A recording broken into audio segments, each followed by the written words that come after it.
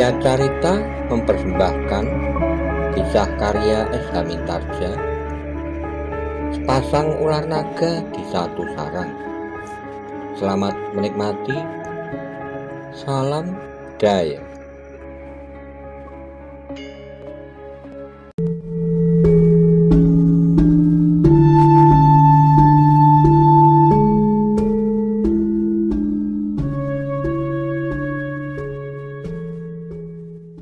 Monggo kula aturi subscribe, like, komen, saha share, matur nuwun.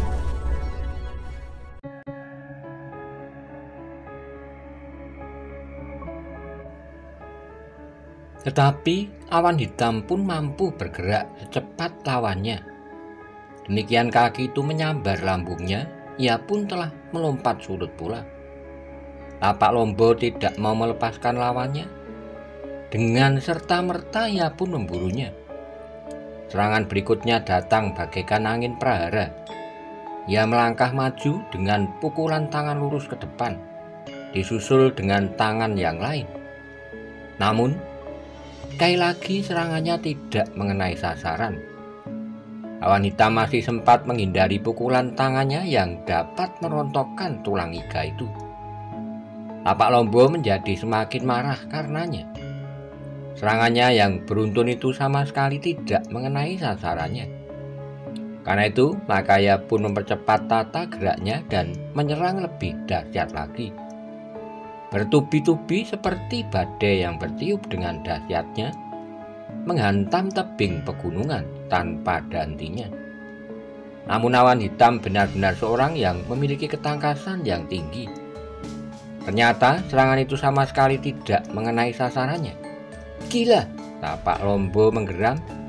Apakah kau mempunyai ilmu iblis atau bangsanya? Apakah kita akan berbicara? Tiba-tiba saja awan hitam bertanya. Persetan, Tapak Lombo pun menyerang semakin dahsyat. Tapi serangannya sama sekali tidak mampu menyentuh lawannya, apalagi mengenai dan melukainya. Kawan Tapak Lombo yang menyaksikan perkelahian itu mengerutkan keningnya. Ia pun menjadi tegang dan kadang-kadang bingung melihat gerak awan hitam itu. Seolah-olah ia dapat melakukan gerakan yang tidak masuk akal. Sekali-sekali kakinya bergeser ke kiri, namun tiba-tiba saja tubuhnya telah melenting ke kanan. Kawan Tapak Lombo itu pun akhirnya tidak dapat berdiam diri. Ia melihat kesulitan yang dialami oleh Tapak Lombo, sehingga karena itu ia mulai mempertimbangkan untuk turut serta dalam perkelahian itu. Namun demikian, ada satu hal yang menarik perhatiannya. Dalam keadaan yang tegang itu seakan-akan hanyalah Tapak Lombo saja yang selalu menyerang. Awan hitam sama sekali tidak membalas serangan-serangan itu dengan serangan pula. Apakah demikian derasnya serangan Tapak Lombo sehingga awan hitam sama sekali tidak berkesempatan untuk membalas dengan serangan pula? Bertanya kawan Tapak Lombo itu di dalam hatinya. Aku tidak peduli, sambungnya. Aku harus melibatkan diri agar pekerjaan ini cepat selesai. Untuk beberapa saat kawan Tapak Lombo itu masih berdiri termangu-mangu. Namun kemudian tekadnya pun menjadi bulat meskipun ia tahu orang yang menyebut dirinya awan hitam itu memiliki kelebihan. Bahkan kadang-kadang sempat membuatnya kebingungan. Namun ia pun mempunyai kepercayaan kepada diri sendiri bahwa ia mempunyai bekal untuk membantu Tapak Lombo. Karena itu maka beberapa langkah ia maju mendekati arena. Kemudian dengan keris di tangan ia melompat masuk ke dalam lingkaran pertempuran. Hei, kau ikut serta? Bertanya Tapak Lombo. Orang itu sama sekali tidak menjawab, tetapi seperti Tapak Lombo, ia pun langsung menyerang dengan sengitnya. Awan hitam bergeser surut beberapa langkah. Kedua lawannya ternyata telah benar-benar sampai ke puncak ilmunya. Jadi kalian berdua sudah tidak dapat diajak berbicara lagi? Awan hitam masih bertanya. Sama sekali tidak ada jawaban. Tapak Lombo dan kawannya benar-benar sudah menjadi mata gelap. Mereka menyerang beruntun dengan dahsyatnya. Awan hitam terpaksa bergeser beberapa kali, ternyata untuk melawan dua orang yang memiliki ilmu yang cukup itu, ia harus memusatkan perhatiannya dengan bersikap sungguh-sungguh. Sejenak kemudian, maka perkelahian itu pun nampaknya menjadi semakin seru. Awan hitam yang masih saja selalu mengelak, akhirnya menjadi jemu. Jika kalian memang tidak dapat diajak berbicara, maka aku pun akan mempergunakan cara yang telah kalian pilih, berkata awan hitam. Tapak Lombo dan kawannya sama sekali tidak menghiraukannya dan bertempur dengan sengitnya. Sejenak awan hitam masih dalam sikapnya. Setiap kali harus menghindarkan diri dari serangan Tapak Lombo dan ujung keris lawannya. Tapi di saat berikutnya, awan hitam mulai mempersiapkan serangan-serangannya sambil berkata, "Menjemukan sekali, kalian harus sedikit belajar melihat kenyataan." Dengan demikian maka awan hitam mulai melawan kedua orang itu. Bukan saja sekedar mengelak dan melangkah surut, tetapi ia pun mulai menyerang dengan gerak yang sangat cepat.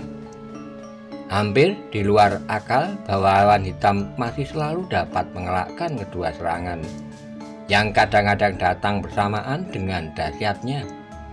Dan bahkan kemudian dengan tangkasnya ia masih berhasil menyentuh lawannya dengan serangan yang mulai dilontarkannya. "Benar-benar gila," desis Tapak Lombo.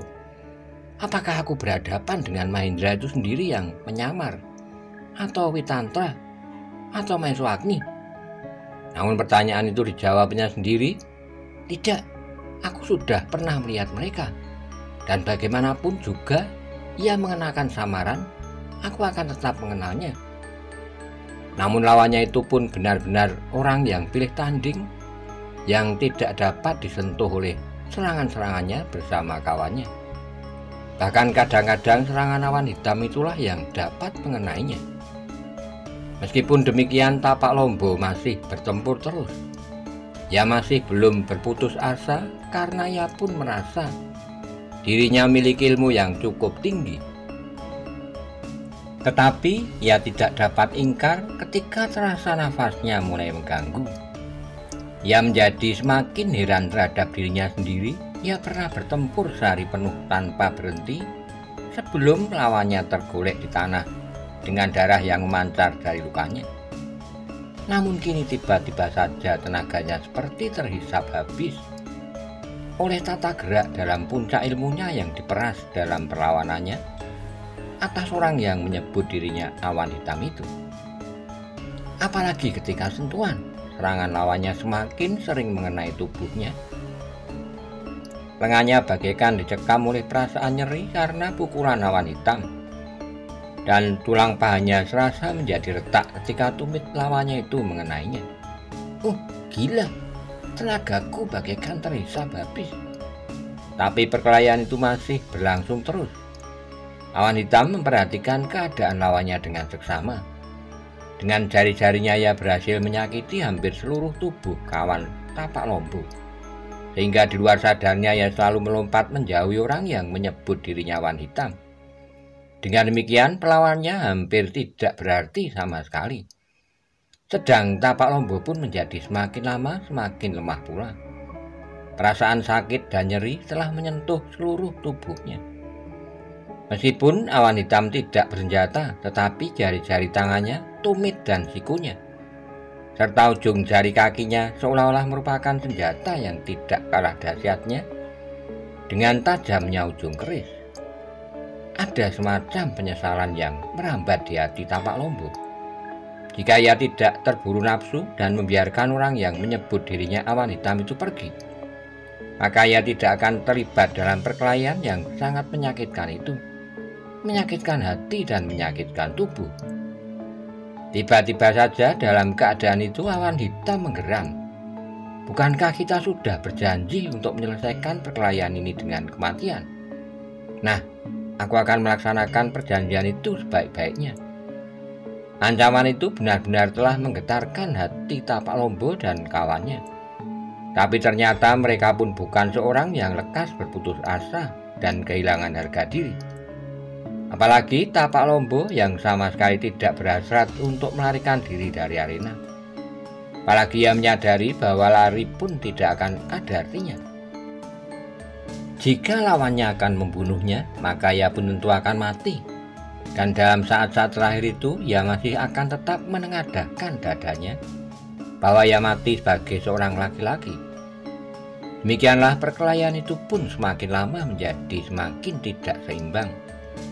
Tapak Lombo yang dengan heran merasa seolah-olah tenaganya terisap habis, beserta kawannya yang juga tidak berdaya itu, dengan tabah menunggu kematian yang sudah mulai membayang. Namun pada saat keduanya tidak dapat mengelak lagi, terasa tubuh mereka terdorong dengan kerasnya, sehingga mereka berdua terbanting beberapa langkah surut. Tetapi mereka masih tetap merasa bahwa mereka masih belum mati terbunuh. Dengan susah payah keduanya berusaha bangkit, tetapi rasa-rasanya tulang-tulang mereka telah terlepas dari tubuh, sehingga yang dapat mereka lakukan hanyalah duduk bercelekan lengannya. "Nah, alangkah mudahnya membunuh kalian berdua sekarang," berkata Wan Hitam. Wajahnya yang tiba-tiba telah berubah nampak tegang dan garang. Ia bukan lagi seorang laki-laki yang berwajah pucat dan berlari-lari menghindari Tapak Lombo dan kawannya yang terpancing sampai ke pategalan itu. Tetapi ia adalah seorang laki-laki yang memancarkan pengaruh yang tidak dapat disebutnya dengan kata-kata. Tapi Tapak Lombo tidak mau mengorbankan harga dirinya pada saat terakhir. Apapun yang dilakukannya, ia merasa bahwa kematian sudah akan menjemputnya. Karena itu, ia memilih saat kematian yang paling baik bagi seseorang yang pernah menjadi seorang senopati perang di masa pemerintahan Tohjoyo yang hanya sesaat itu. "Kalau kau akan membunuh kami, bunuhlah. Tetapi sebelum kami mati, kami ingin mengetahui siapakah kau yang sebenarnya. Apakah kau Mahendra itu sendiri yang menyamar, atau orang lain yang dengan sengaja melindungi kedua anak-anak Mahendra itu? Kalian memang dungu, sudah tentu aku bukan Mahendra atau orang yang melindungi anaknya. Aku adalah orang lain, sudah aku katakan. Nama aku Wan Hitam. Aku memang mempunyai kepentingan dengan menggagalkan usahamu membunuh siapapun juga sekarang ini. Aku tidak mau Singosari terbangun dari mimpinya dan bersiaga menghadapi segala kemungkinan. Aku ingin Singosari tetap tidur nyenyak, bahkan semakin nyenyak. Siapa kau sebenarnya? Apakah kau tidak berani mengatakannya?" Orang itu termangu-mangu sejenak lalu, "Baiklah, aku tidak mau membuat kalian kecewa. Di saat menjelang kematianmu, aku adalah Lingodadi, adik Linggopati dari Mahibit." Tapak Lombo terkejut. Namun kemudian ia menarik napas dalam-dalam katanya, "Aku pernah mendengar nama Linggopati. Aku pernah membicarakan dengan beberapa orang kawan untuk membuat hubungan dengan Linggopati di Mahibit. Tetapi kini kita bertemu sebagai lawan, dan kita sudah berjanji untuk saling membunuh. Nah, sekarang bunuhlah. Aku mengerti mengapa kau berusaha untuk membuat Singosari tetap tertidur. Mengapa kau berusaha membuat hubungan dengan Mahibit yang dipimpin oleh Kakang Linggopati. Terasa ada kekuatan yang asing bagi Singosari di Mahibit. Adalah karena firasat kami, orang-orang yang merasa terancam karena terbunuhnya Tohjoyo, bahwa pada suatu saat kekuatan di Mahibit akan bertambah besar." Lingodadi tiba-tiba saja tertawa, katanya, "Apakah kau sekedar ingin menyambung umurmu? Tidak, aku sudah mengatakannya. Bunuhlah jika kau mau membunuh kami." Lingodadi justru menjadi ragu-ragu, lalu ia pun bertanya, "Apakah kau berkata dengan jujur bahwa kau memang akan membuat hubungan dengan Kakang Linggopati?" "Pikiran itu ada pada kami, tapi kami belum membuat langkah-langkah yang nyata dan pasti untuk itu." Ia berhenti jenak. "Tidak ada gunanya kau bertanya lagi. Sekarang bunuhlah jika kau ingin membunuh. Salamku buat Linggopati." "Kau memang gila. Linggopati bukan sederajatmu. Dia adalah kakakku dan memiliki banyak kelebihan dari aku. Nah, kau dapat membayangkan, kau berdua tidak dapat melawan aku seorang diri, apalagi Kakang Linggopati. Aku tidak perlu menghormati orang yang akan membunuhku. Linggojati menarik napas dalam-dalam, katanya. Sikapmu sangat menarik, kau tidak begitu banyak menyimpan ilmu. Tapi hatimu keras seperti batu. Ya berhenti sejenak lalu. Sudah barang tentu bahwa Mahibit masih memerlukan banyak sekali kekuatan untuk dapat membayangi Singosari. Karena itu agaknya kami masih memerlukan waktu, dan selama ini Singosari harus aman tentram. Dan dengan demikian maka Ronggowuni dan Maesa Cempaka akan tertidur nyenyak. Demikian juga orang yang kau sebut bernama Mahendra, kemudian Maesa Agni, Witantra, Lembu Ampal, Maesa Murti, dan Maesa Pukat. Ya berhenti sejenak lalu. Hei, apakah kau mengetahui bahwa masih ada anak Mahendra yang lain yang bernama Mahesa Bungalan? Sahut Tapak Lombo. Aku tidak mengetahui. Kedua anak yang ada di sana itu pun aku tidak mengetahui sebelumnya. Orang yang menyebut dirinya bernama Linggojati itu mengangguk-angguk. Katanya kemudian, ternyata kau tidak banyak mengetahui tentang Singosari. Meskipun aku tahu pasti bahwa kau adalah bekas prajurit Singosari pada masa pemerintahan Tohjoyo yang hanya sekejap. Memang Tohjoyo tidak dapat memerintah Singosari dengan baik, karena ia tidak berbekal apapun pengetahuan kajiwan. Apalagi, sedangkan kanuragan pun ia tidak cukup mumpuni untuk seorang raja. Jangan menghina. Jika kau mau membunuh kami, lakukanlah, geram Tapak Lombo. Linggojati mengerutkan keningnya. Tiba-tiba ia berkata, Hei, apakah kau masih tetap pada rencanamu untuk berhubungan dengan Kakang Linggopati? Tentu saja dalam hubungan yang sesuai dengan tingkat dan derajatmu. Apa maksudmu? Apakah kau benar-benar ingin menghambakan diri pada Kakang Linggopati? Persetan, bunuh kami bukan budak-budak yang hanya sekedar mencari hidup dengan menghambakan diri. Linggojati tertawa, katanya. Itu memang sangat menarik, tetapi tidak ada jalur hubungan yang pantas bagimu di hadapan Kakang Linggojati daripada kalian menghambakan diri. Tidak, bunuh kami jika kau ingin membunuh. Baiklah, jika kau tidak mau mendengarkan tawaranku, kau memang sebaiknya dibunuh.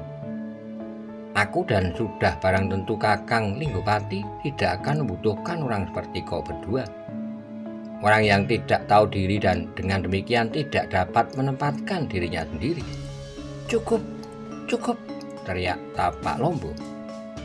Linggojati tertawa, katanya. Baik, memang sudah cukup. Kini bersiaplah untuk mati. Jika kau ingin mati dengan cepat, sayang aku tidak dapat menolongmu. Aku akan pergunakan sumpitmu saja. Aku akan menyumpit kau dengan duri-duri yang kau sediakan. Gila. Aku juga mengerti serba sedikit tentang racun semacam itu. Gila. Linggojati tertawa berkepanjangan. Sifat-sifatnya menjadi berubah sama sekali. Ia benar-benar iblis yang sangat mengerikan. Tapi suara tertawanya pun terputus ketika ia mendengar seseorang berdehem di balik gerumbul perdu yang rimbun tidak terlalu jauh dari tempatnya berdiri. Linggojati pun segera bersiaga menghadapi setiap kemungkinan yang dapat terjadi. Tapi ketika seseorang muncul dari balik gerumbul itu, Linggojati justru tertawa, katanya. Kakang, kau membuat aku terkejut. Apakah urusanmu sudah selesai di istana? Linggopati menarik napas dalam-dalam, jawabnya. Aku belum dapat berbuat apa-apa. Orang-orang itu kini sedang berkumpul, sehingga sangat berbahaya untuk berbuat sesuatu meskipun hanya sekedar melihat-lihat. Nah, aku telah menangkap 2 ekor kelinci. Aku sedang bersiap untuk membunuhnya. Tapi Linggopati menggelengkan kepalanya, katanya. Jangan, aku mengikuti apa yang sudah kau kerjakan selama ini. Kau memang adikku yang garang, tapi kau kadang-kadang berbuat seperti anak-anak. Maksud Kakang, Tapak Lombo adalah sahabat yang baik bagi kita. Kau tidak dapat bersikap demikian kasar dan merendahkan martabatnya. Jadi Kakang menganggap orang ini penting? Semua orang yang mengerti akan perjuangan kita adalah orang penting bagi kita. Bukankah Tapak Lombo sudah mengatakan bahwa sebenarnya ia sudah bersiap-siap untuk membuat hubungan dengan kita? Tentu bukan sebuah hubungan. Ia akan menggambarkan diri kepada kita. Itulah sifat kanak-kanakanmu dalam keadaan seperti sekarang. Kau yang sudah mulai ubanan itu tidak boleh lagi bersikap seperti kanak-kanak. Bukankah umurmu sudah mendekati pertengahan abad? Kau harus menjadi dewasa dan matang menghadapi seseorang. Kakang akan beri ampun. Tidak, bukan pengampunan. Tapi sebenarnya lah bahwa kita memerlukan mereka. Omong kosong. Kakang terlalu merendahkan diri. Itu tidak perlu sama sekali terhadap orang-orang seperti ini. Kakanglah yang bersikap terlalu kekanak-kanakan. Linggopati tersenyum katanya, "Jangan bodoh, menepilah, aku akan berbicara dengan mereka." Linggojati pun kemudian melangkah menepi, dipandanginya saja kakaknya yang mendekati Tapak Lombo dan kawannya yang masih duduk dengan lemahnya, bersandar kedua tangan masing-masing. "Marilah bangkitlah," berkata Linggopati sambil menekan bahu Tapak Lombo. "Kami sangat memerlukan kalian." Tangan Linggopati masih tetap menekan bahu Tapak Lombo. Namun kemudian tangan itu bergeser ke punggung. Sesuatu rasa-rasanya telah menjalari seluruh tubuh Tapak Lombo. Dan sejenak kemudian maka rasa-rasanya tubuhnya telah menjadi segar kembali. "Berdirilah," berkata Linggopati sambil mendekati kawan Tapak Lombo dan berbuat serupa pula. "Tidak ada gunanya kalian bersikap demikian baik terhadap kami. Aku tahu, kami akan kalian peralat untuk tujuan tertentu." Linggopati tersenyum. Ia sama sekali tidak menghiraukan sikap Tapak Lombo yang masih dicekam oleh kecurigaan dan kebencian. "Kalian memang pandai berpura-pura," berkata Tapak Lombo kemudian. Linggopati bahkan tertawa karenanya. "Adikmu juga pandai berpura-pura. Ia menyebut dirinya bernama Awan Hitam, memancing kami ke tempat ini, dan akan membunuh kami dengan caranya. Tentu kau juga sedang berpura-pura. Tentu kau juga sedang merencanakan cara yang paling baik untuk menurut seleramu, untuk membunuh kami." "Di sana," berkata Linggopati, "aku berkata sebenarnya, jika kau menuduh aku mempunyai tujuan tertentu itu adalah benar. Aku memang mempunyai tujuan tertentu, tujuan yang besar, sebesar kerajaan Singosari." Ia berhenti sejenak lalu. "Aku selalu membayangkan bagaimana mungkin Sri Rajasa pada waktu itu berhasil menguasai seluruh kerajaan Kediri yang dimulainya dari daerah yang kecil, Tumapel. Sri Rajasa mendapat haknya dari istrinya. Atas Tumapel memang benar. Tuan Putri Kendedes yang baru saja wafat itulah yang mewarisi kekuasaan dari suaminya, Tuanku Tunggulametung. Tapi sebelumnya Tunggulametung tidak pernah berbuat apa-apa bagi Tumapel. Baru setelah Kenarok megang kekuasaan, maka Tumapel akhirnya menjadi besar di bawah pemerintahannya, yang kemudian bergelar Sri Rajasa. Nah, apakah ada orang yang dapat ingkar bahwa kebesaran Singosari sekarang adalah hasil perjuangan Kenarok yang bergelar Sri Rajasa itu? Bukan Tuanku Anusapati, bukan Tuanku Tohjoyo, apalagi Tohjoyo yang sudah didorong-dorong oleh ayahandanya, Sri Rajasa. Namun ia sama sekali tidak dapat berbuat apa-apa. Ia membunuh Anusapati dengan cara yang paling bodoh. Nah, akhirnya kau tahu sendiri apakah yang terjadi dengan Tuanku Tohjoyo. Bahkan Ronggowuni bukan Maesa Cempaka, bukan Maeswagni atau Witantra, bukan pula Mahendra atau Lembu Ampal yang membunuhnya, tetapi pengawalnya sendiri. Linggopati berhenti sejenak lalu. "Nah, apakah kau masih juga berkeras hati untuk melepaskan dendamu atas kematian Tohjoyo? Kau menjadi sangat setia kepadanya karena kau pernah menerima banyak pemberiannya. Dan mungkin janji-janji yang tinggi. Tapi kini tinggallah mimpi buruk saja bagimu.